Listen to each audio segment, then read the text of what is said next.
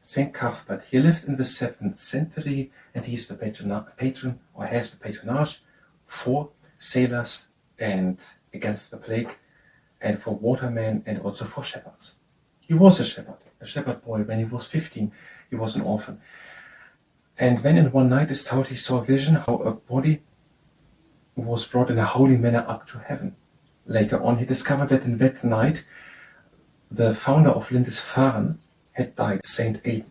And then he took his holy orders, then 2 years later, when he was 17, at the Abbey of Melrose, where he later on became the Abbot of.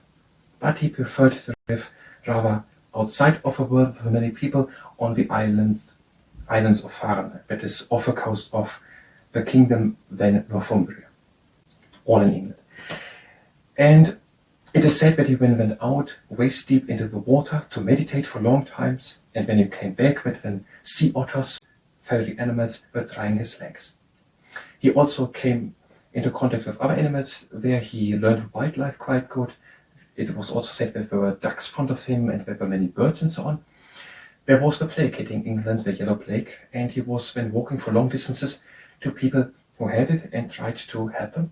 And miraculous healings are told about the time. He became the Bishop of Lindisfarne in 685. He already died in 687. In 664, so when he still was living, he was part of a synod of Whitby, and there the liturgy of the Celtic Church and the Roman Church were brought together to try to find a consent.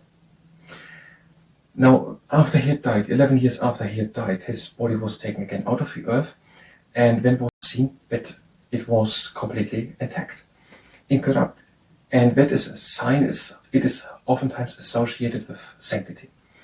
And then there was an ornament done, and then later on in 875, Viking raids came to the east coast of England, where Farne is, and then monks brought his relics further into England to protect them, to Durham, which is a bit 25 kilometers inside of Northumberland or Northumbria.